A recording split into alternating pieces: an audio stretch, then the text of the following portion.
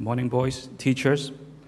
Before I go into this morning's sharing, I would just like to mention two things. Number one, regarding last week's inter-house swimming competitions.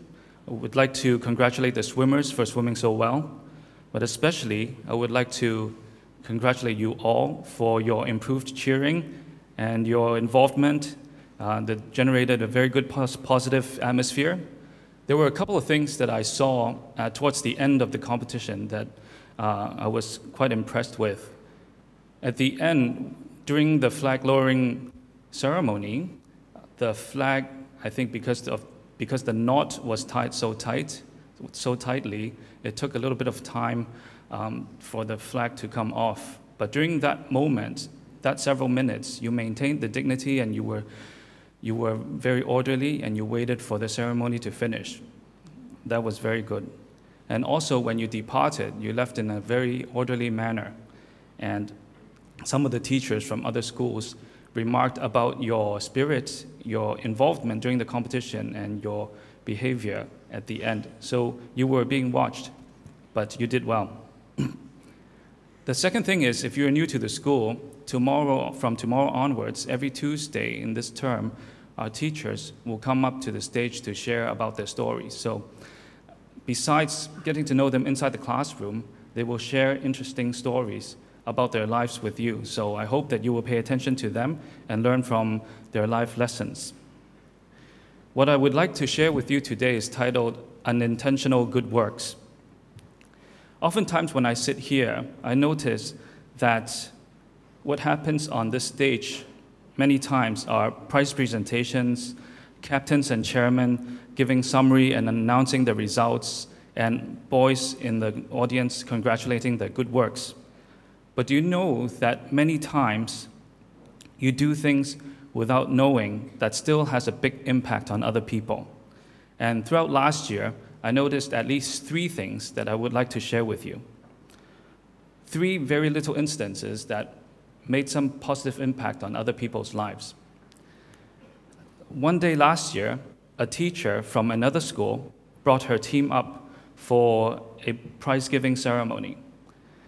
She came up to the roundabout and she didn't know where the venue was. And when she asked a boy stopped and volunteered to give directions. She said the boy took her all the way to the venue and was very courteous and helpful.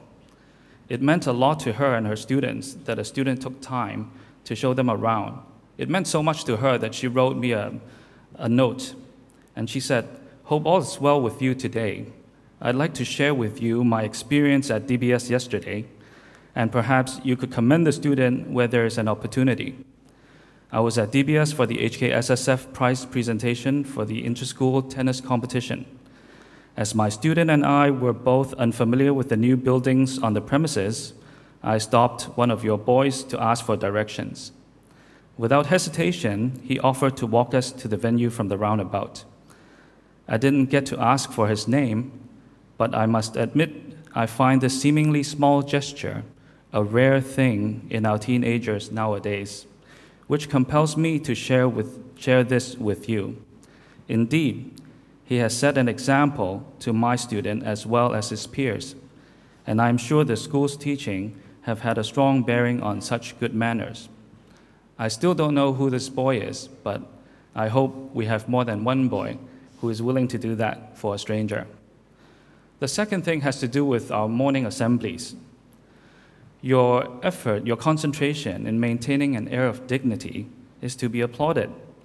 Although some of you are probably a little bit tired at the beginning of the week and sleepy now, and almost find this a bit boring, perhaps, but try to appreciate this daily quiet moment of reflection and prayer. This is something that you will come to appreciate. In fact, throughout the past year, we have had visitors quietly visiting us for different reasons at the assembly. A parent wanted to come in to see what the students go through every morning. A parent who was also a head prefect of another school came back to recapture the community life that is similar to her school days. An old boy just wanted to come back and re-anchor himself during a very turbulent time of his own life. And they all found moments of peace. These people, they all found moments of peace, precious and uplifting. But you meant something to them without you consciously doing anything. But they left the assembly refreshed and rejuvenated. The third thing has to do with the two exchanges with the two girls' schools, BPS and St. Stephen's Girls, last year. The ladies of these two schools came to have a short period of exchange at our school, and as usual, I asked them for their feedback afterwards. Bad news first. For one thing, they think that we could be a little bit more environmentally friendly, but what they were most impressed was the relationship between the student and the teachers. They found that the interaction in class, in the classes, were lively and friendly, and it was very positive and conducive to learning. The teacher-student interaction with the teachers at our school was something that they have never seen before. It's a very different culture for them. I'm good friends with the ex-headmistress of SSGC, and we made the arrangement to hold the exchange because last year was her final year, and she wanted to thank you all because it was a very nice gift for her to see these fine young gentlemen on her campus. So I just want to conclude by saying these things you do unconsciously or unintentionally, but it means a lot to other people.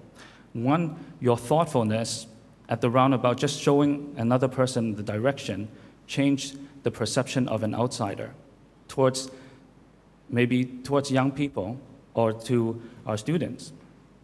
Number two, your quiet dedication gave peace to the visitors during the assembly. And number three, your proactive participation created a great learning atmosphere. But this, especially the third one, your friendly relationship with the teachers and your interaction is something precious that we should uphold and maintain. But this is also a very delicate balance that could easily tilt the other way if we take our relations too casually. Our classes are about 35 minutes long.